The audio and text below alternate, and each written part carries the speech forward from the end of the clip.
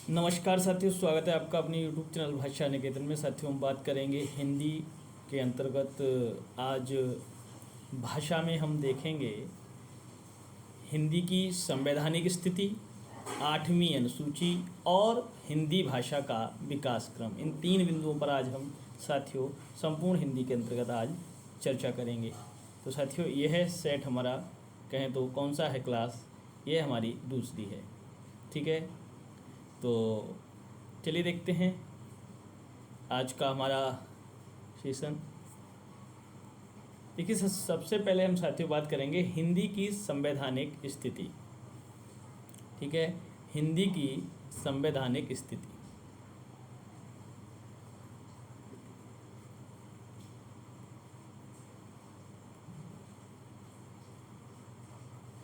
हिंदी की संवैधानिक स्थिति।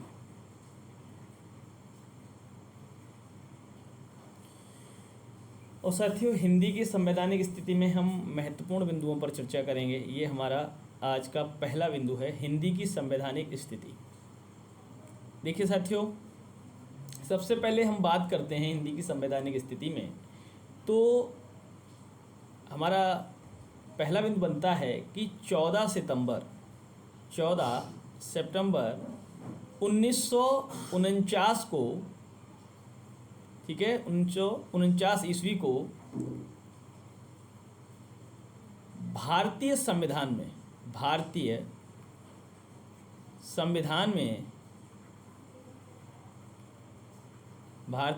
में हिंदी को राजभाषा का दर्जा दिया गया।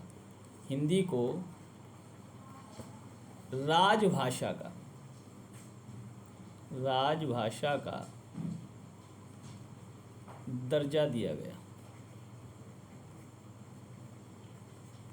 ठीक है, ये हमने बात की है, पहला बिंदु है कि 14 सितंबर को, ठीक है, 14 सितंबर 1949 को भारतीय संविधान में हिंदी को राजभाषा का दर्जा प्राप्त हुआ। अगला बिंदु है, देखिए, भारतीय संविधान के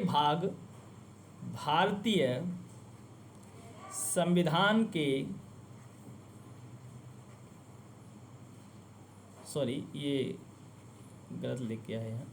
भारतीय संविधान के भाग कौन कौन से? 5, 6 और 17 में राजभाषा संबंधी उपबंध हैं।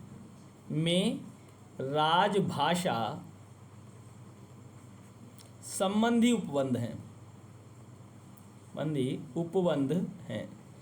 तो कौन कौन से भाग में? तो भाग 5, भाग 6 और भाग 17 में राजभाषा संबंधी उपबंध हैं। अगला हमारा बिंदु है कि भारतीय संविधान के भाग 17 में, भारतीय संविधान के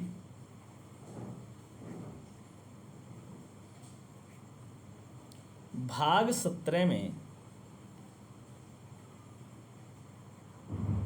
ठीक है, भाग 17 में 4 अध्याय हैं। कितने अध्याय हैं? 4 अध्याय हैं।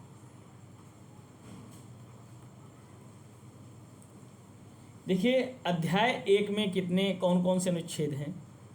अध्याय 1 में अनुच्छेद कौन कौन से हैं?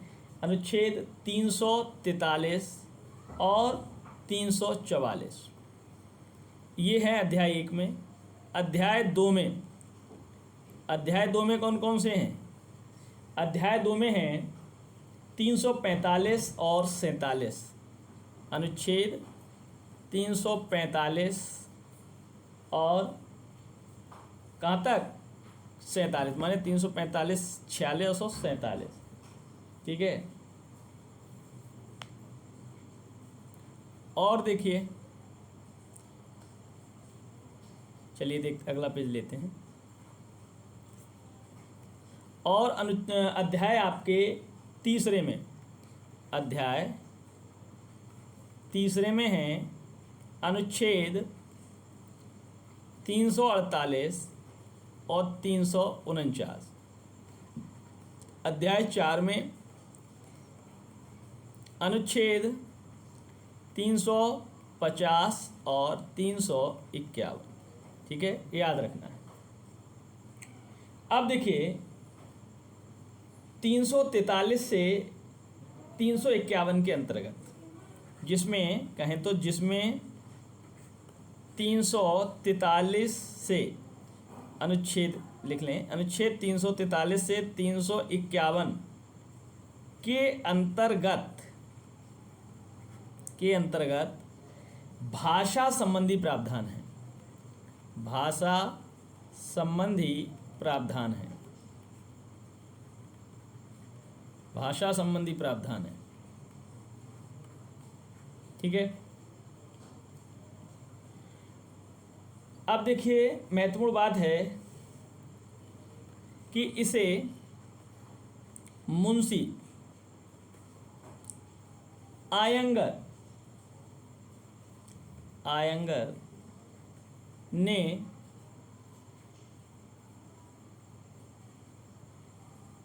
मुंशी आयंगर के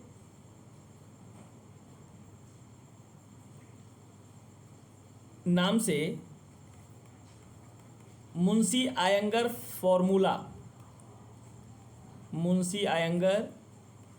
फॉर्मूला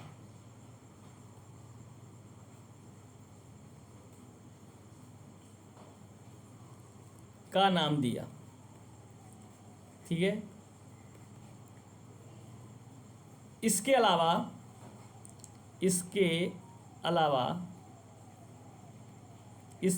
हम बात करें तो अनुच्छेद 120 एक और 210 और कौन सा है 210 में संसद एवं विधानमंडलों के 210 में संसद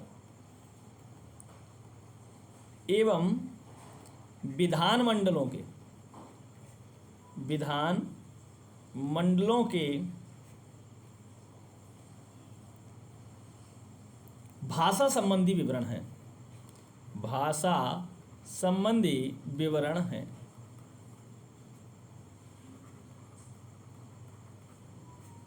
भाषा संबंधी विवरण है। ठीक है। अब देखते हैं अगले पेज से हम। देखिए अनुच्छेद 120 एक में क्या है। अनुच्छेद 120 एक, अनुच्छेद 120 एक में क्या है। ठीक है। इसको हम देखेंगे। देखिए अनुच्छेद 120 एक के अनुसार, इसके अनुसार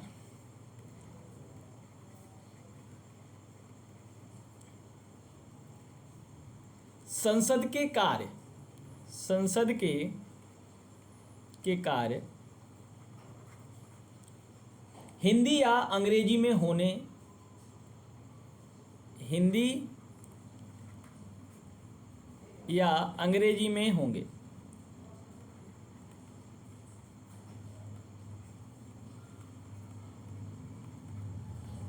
ठीक है। हिंदी या अंग्रेजी में होंगे। यदि कोई व्यक्ति हिंदी या अंग्रेजी में विचार प्रकट करने में असमर्थ है, यदि कोई व्यक्ति हिंदी या अंग्रेजी में विचार प्रकट करने में असमर्थ है,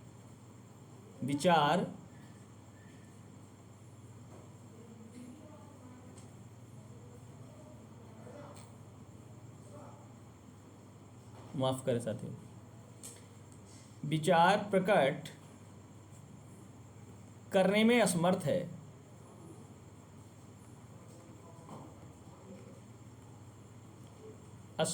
है तो लोकसभा का अध्यक्ष या राज्यसभा का सभापति, लोकसभा का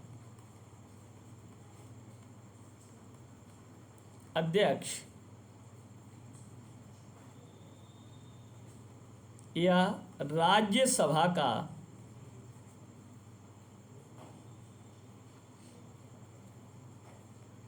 सभा का कौन? सभापति।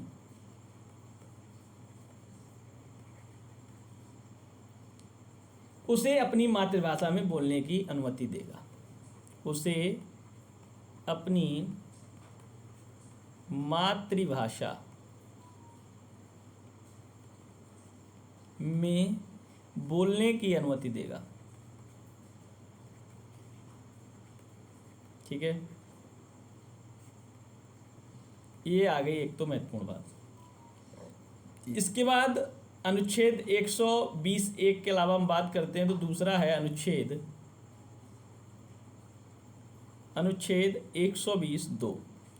पहले में क्या है, अब दूसरे में देखते हैं क्या है। देखिए दूसरे में है, इस उपबंध में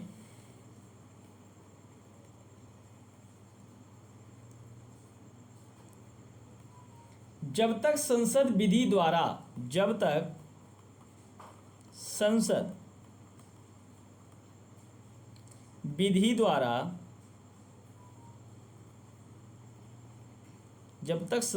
द्वारा अन्यथा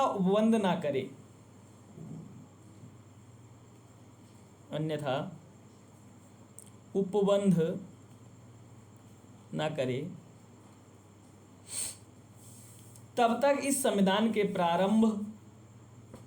तब तक इस संविधान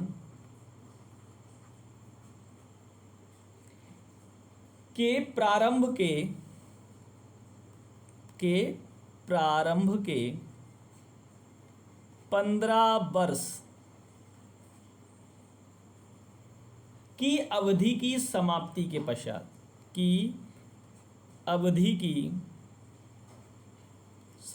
के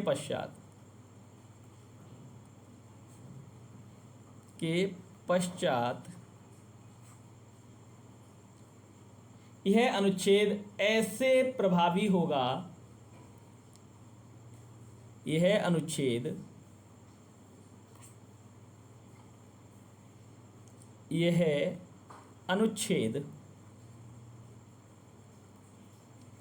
ऐसे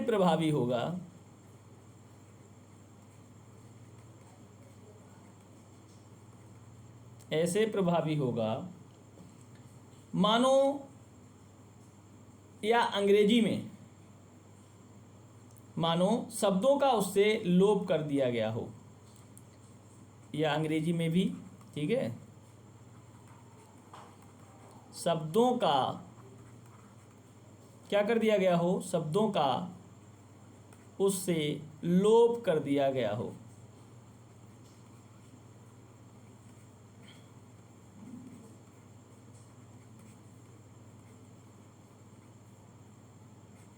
चलिए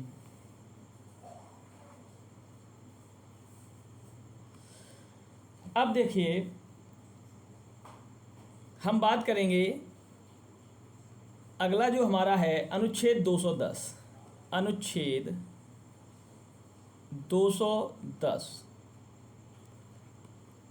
ठीक है, इसमें क्या कहा गया है? इसमें कहा गया है, क्या कहा गया है? राज्य के विधानमंडल में कार्य राज्य की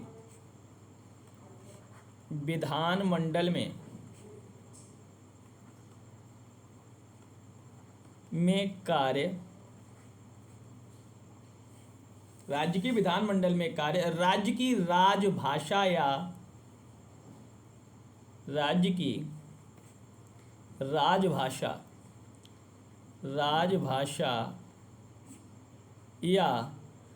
राजभाषाओं में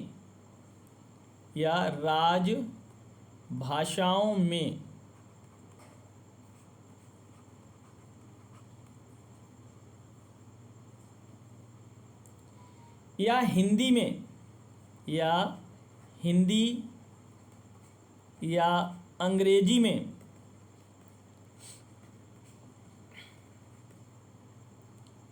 किया जाएगा।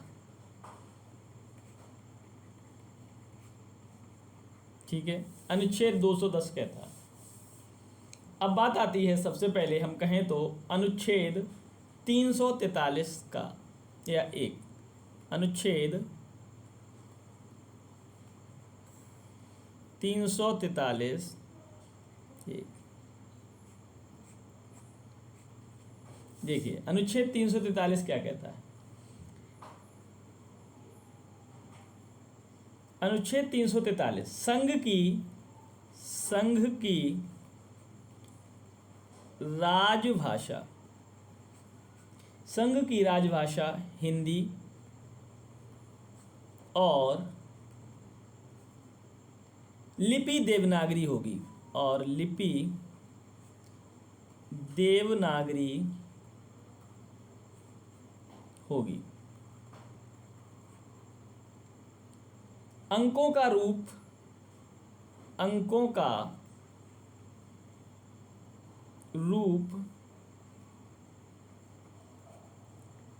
भारतीय अंकों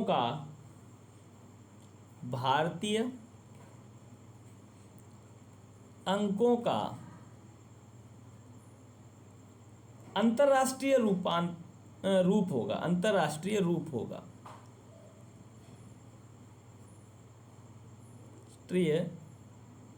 अंतर्राष्ट्रीय रूप होगा।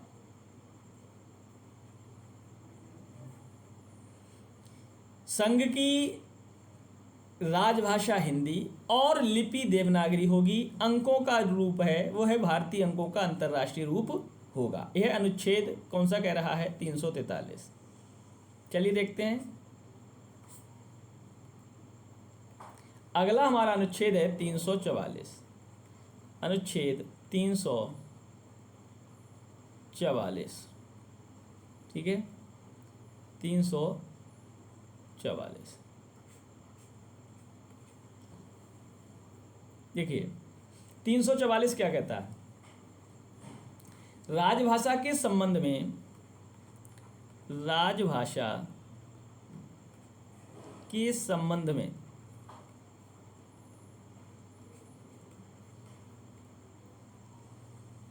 आयोग 5 वर्ष के उपरांत राष्ट्रपति द्वारा, 5 वर्ष के बाद राष्ट्रपति द्वारा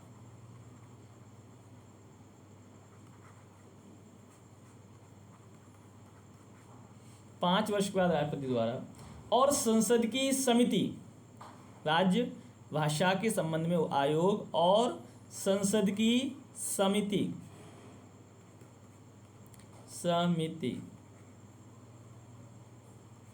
ठीक है, संसद की समिति, एक मिनट,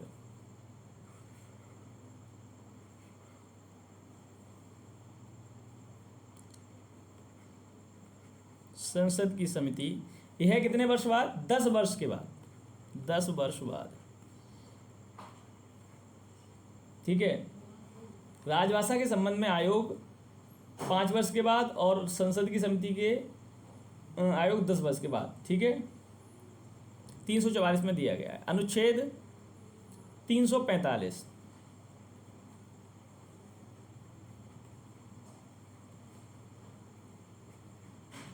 अनुच्छेद 345 क्या कहता है? राज्य की राजभाषा या राजभाषाएं, क्या दिया है अनुच्छेद 345 में? राज्य की राजभाषा या राजभाषाएं, ठीक है, ये कह रहा है अनुच्छेद आपका 345। अनुच्छेद 346, अनुच्छेद 346,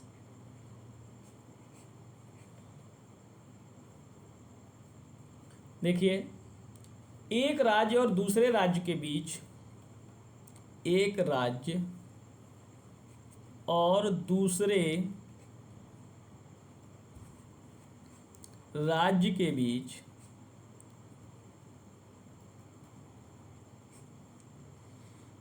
या किसी राज्य और संघ के बीच, या किसी राज्य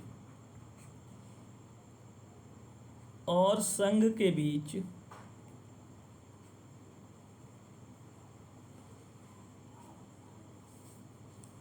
पत्राचार की राजभाषा, पत्राचार की राजभाषा। यह अनुच्छेद किसमें वर्णित है? 346। क्या है कि एक राज्य और दूसरे राज्य के बीच या किसी राज्य और संघ के बीच पत्राचार की राजभाषा, अनुच्छेद 346 में।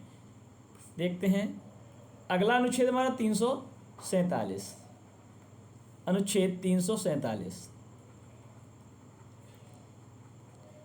347 देखिए इसमें क्या दिया है कि किसी राज्य की जनसंख्या के, किसी राज्य की जनसंख्या के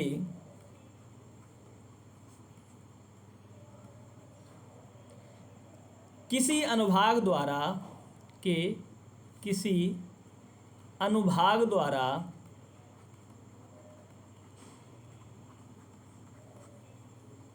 बोली जाने वाली भाषा के संबंध में, बोली जाने वाली भाषा के संबंध में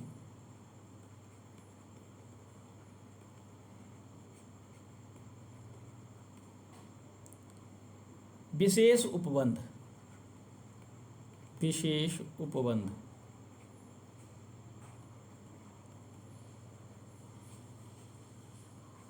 ठीक है, विशेष उपबंध किसी राज्य की जनसंख्या के किसी अनुभाग द्वारा बोली जाने वाली भाषा के संबंध में विशेष उपबंध, यह अनुच्छेद 347 में है।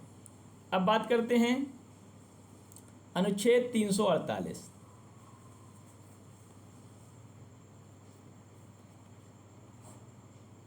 क्या दिया है? उच्चतम न्यायालय और उच्च न्यायालय में,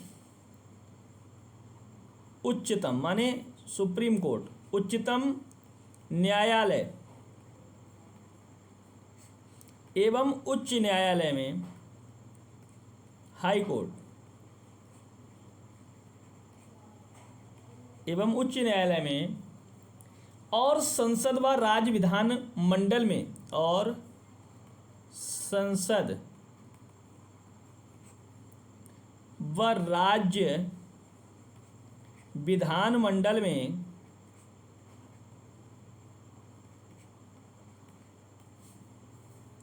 विधेयकों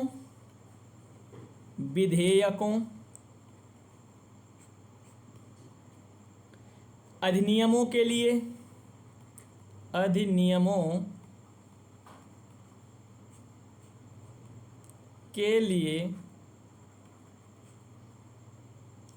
के लिए प्रयोग की जाने वाली भाषा, प्रयोग की जाने वाली भाषा, यह है अनुच्छेद 348।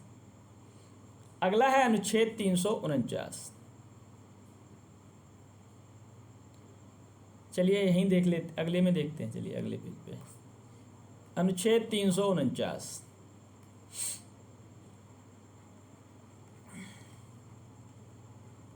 अनुच्छेद 349 क्या कहता है? भाषा से संबंधित, भाषा से संबंधित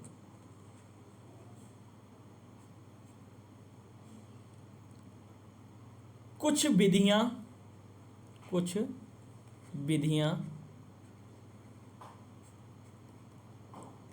अधिनियमित करने के लिए विशेष प्रक्रिया, अधिनियमित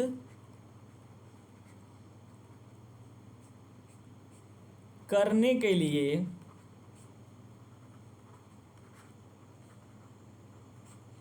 विशेष प्रक्रिया,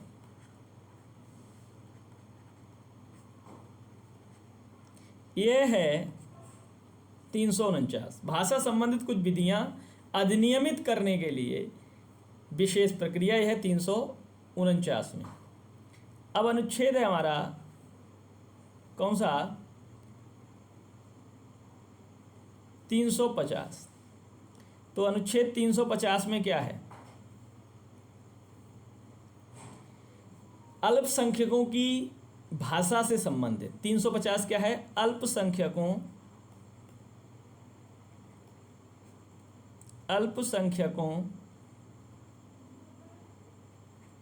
की भाषा से संबंधित।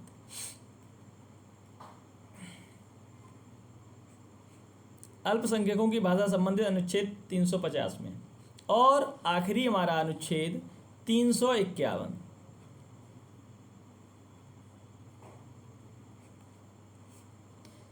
अनुच्छेद 351 में क्या है? हिंदी के विकास के लिए निर्देश। हिंदी के विकास के लिए निर्देश।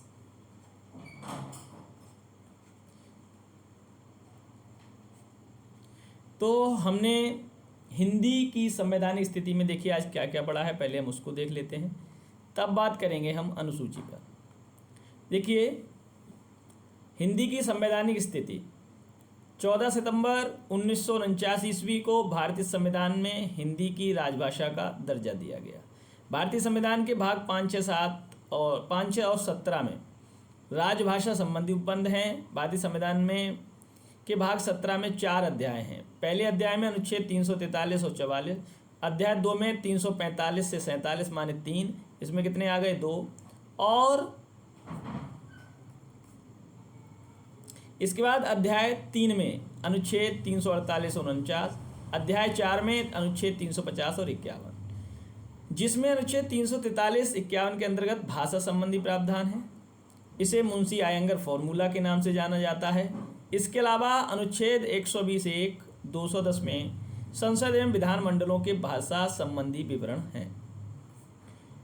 और साथियों अनुच्छेद 120(1) में देखिए क्या है।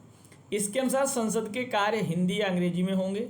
यदि कोई व्यक्ति हिंदी या अंग्रेजी में विचार प्रकट नहीं करता है या नहीं कर पाता है तो वह लोकसभा का अध्यक्ष व राज्यसभा के सभापति से अनुमति लेनी होगी अपनी मातृभाषा में बात कहने के लिए। अब बात करेंगे अनुच्छेद 120(2) में क्या है कि इस उपबंध में जब तक संसद विधि द्वारा अन्यथा उपबंध न करे तब तक इस संविधान के प्रारंभ के 15 वर्ष की अवधि समाप्ति के पश्चात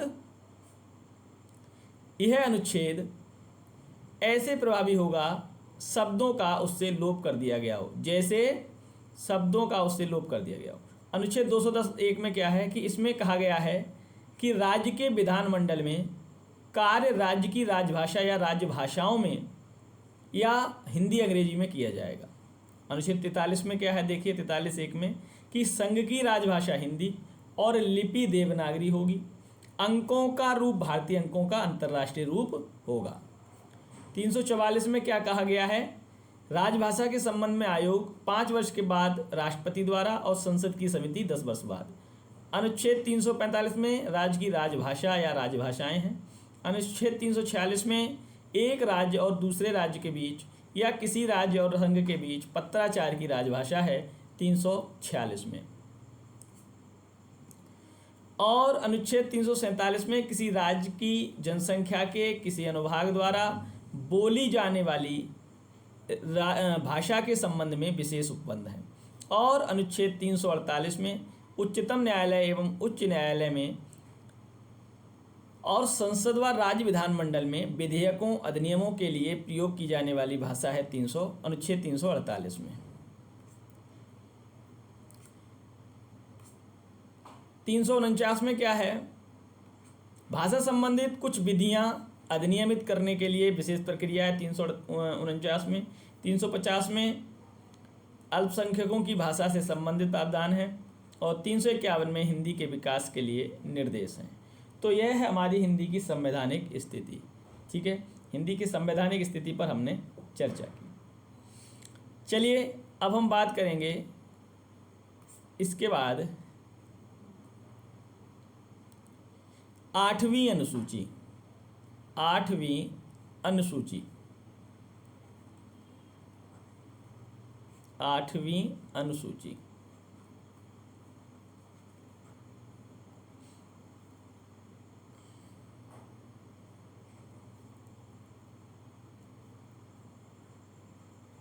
तो 8वीं अनुसूची क्या कहती है? सबसे पहले महत्वपूर्ण बिंदु है कि संविधान की 8वीं अनुसूची में हिंदी सहित 14 भारतीय भाषाएं थीं, ठीक है, अब नहीं है, अब ज़्यादा हैं। तो संविधान जब हमारा बना था तब की बात है कि संविधान की 8वीं अनुसूची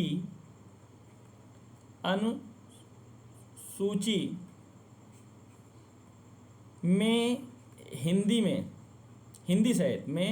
हिंदी सहित कितनी भाषाएं थी? 14 भाषाएं थीं, 14 भाषाएं थीं, ठीक है। और संविधान के 21वें संविधान संशोधन, देखिए पहली बिंदु यहाँ से हम देखते हैं कि किन किन संविधान संशोधन के द्वारा भाषाएं जोड़ी गई, ठीक है। अभी हम बात करेंगे कौन कौन सी, माने 14 ये हैं, 8 भाषाएं और जोड़ी गई, ठीक है। 8 भाषाएं और अन्य जोड़ी गई, ठीक है। तो पहला हम बात करेंगे कि पहले कौन सी जोड़ी गई। तो संविधान के 21वें संशोधन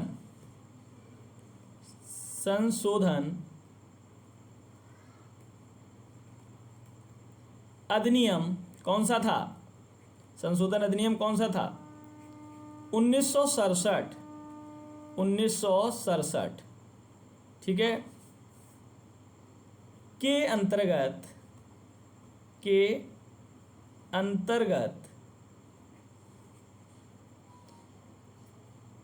सिंधी, कौन सी भाषा थी? सिंधी के अंतर्गत सिंधी को 8वीं अनुसूची में जोड़ा गया, 8वीं अनुसूची में जोड़ा गया।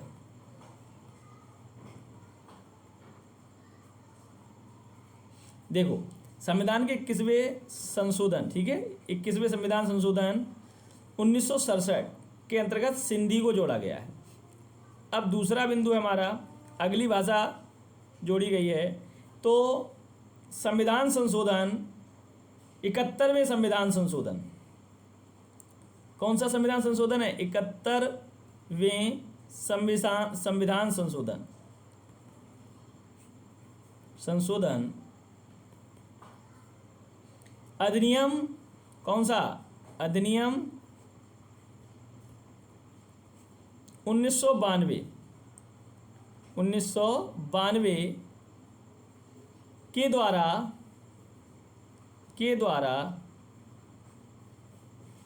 कौन कौन सी? नेपाली,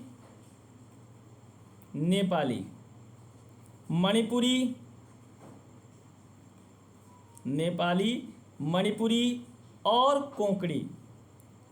कोंकणी, ठीक है,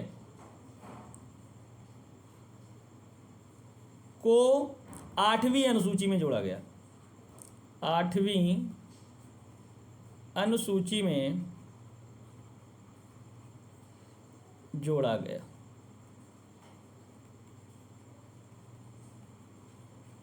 ठीक है। 71वें संविधान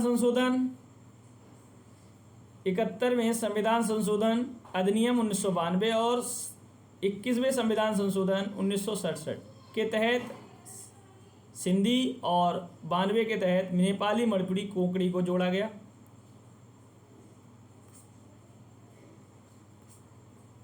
चलिए देखते हैं अगला कौन जोड़ा गया है।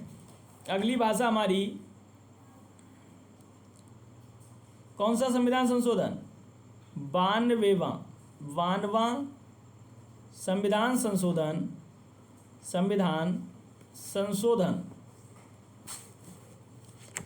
संविधान संशोधन अधिनियम 2003,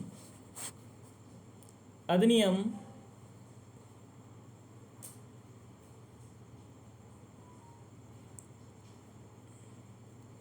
अधिनियम 2003,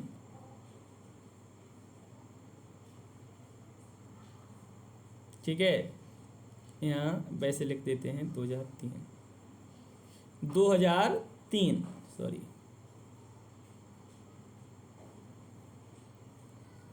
2003 के द्वारा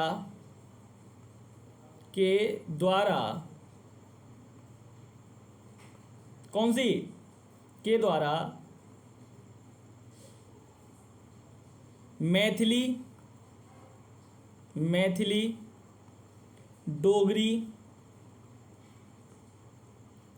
बोडो और संथाली, ये 4 भाषाएं 8वीं अनुसूची में जोड़ी गई। 8वीं अनुसूची में जोड़ी गई। तो कितनी भाषाएं जोड़ दी गई? माने 4 ये, ठीक है। और देखिए, पहला संविधान संशोधन 21वां संविधान संशोधन है, उसके तहत सिंधी, 71वें संविधान संशोधन के तहत नेपाली, मणिपुरी, कोंकणी, माने ये 4 हो गई। और अगली जो 4 जोड़ी गई हैं, अधिनियम 2003 और संविधान संशोधन है 92वां, मैथिली, कोंकणी, डोगरी, बोडो और संथाली, ठीक है। अब हम वर्तमान में कहें, ठीक है, वर्तमान में 8वीं अनुसूची में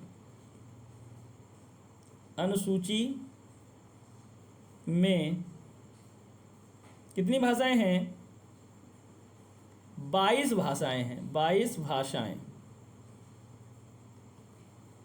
हैं। देखिए कौन कौन सी हैं।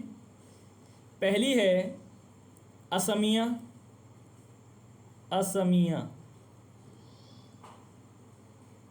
दूसरी तमिल, तीसरी तेलुगु, चौथी है बंगला, पांचवी है उड़िया,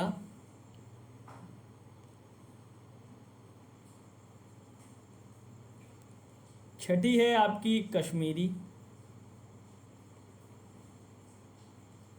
सातवीं है मलयालम,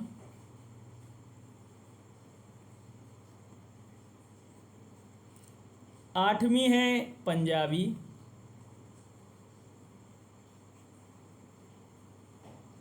नवीं है आपकी संस्कृत,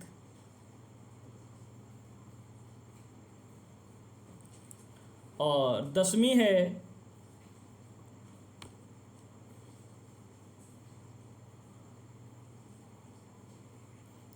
है हिंदी, 11वीं उर्दू, 12वीं है आपकी गुजराती, 13वीं है मराठी,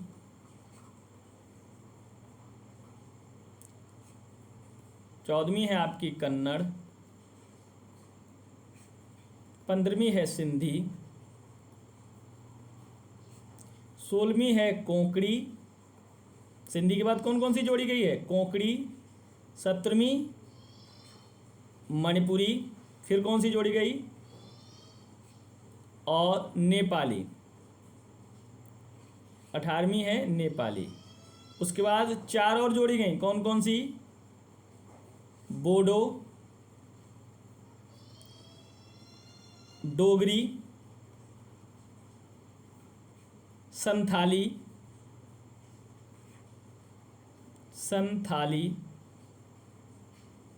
और 22वीं जोड़ी गई है मैथिली। तो कुल कितनी हो गई? ये हमारी 22 भाषाएं हो गई, ठीक है। कितनी जोड़ी गई थी? 22 भाषाएं जोड़ी गई हैं 8वीं अनुसूची में, ठीक है साथियों। तो आज साथियों हमने भाषा के अंतर्गत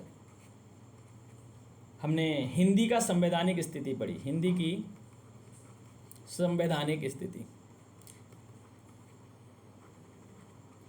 अब हम कल बात करेंगे आपसे अगले बिंदु पर, जिसमें भाषा का विकास क्रम पर चर्चा होगी। इसके अलावा हम आपसे बात करेंगे हिंदी की उपभाषाएं व उनसे विकसित बोलियां। ठीक है, उपभाषाएं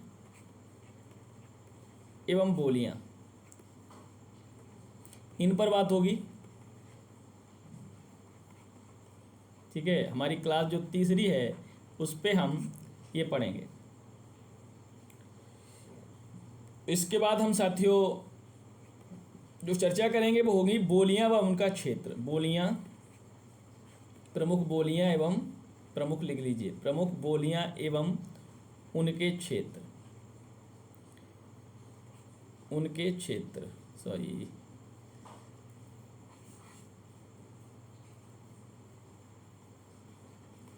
ठीक है। तो इन 3 विषयों पर हम अगले वीडियो में, अगले क्लास में आपसे चर्चा करेंगे। ठीक है, ये हमारी आज की क्लास कौन सी रही है? हमारा हिंदी, सामान्य हिंदी या कहें तो संपूर्ण हिंदी का हमारा जो सेशन है उसमें दूसरा वीडियो ये हमारा रहा है। ठीक है, तो साथियों चैनल पर नए हैं तो प्लीज़ चैनल को सब्सक्राइब कर लीजिए, और वीडियो को पसंद किए हैं तो लाइक कर लें, शेयर भी कर दें। ठीक है, फिर मिलते हैं अगले वीडियो में, तब तक के लिए नमस्कार, धन्यवाद।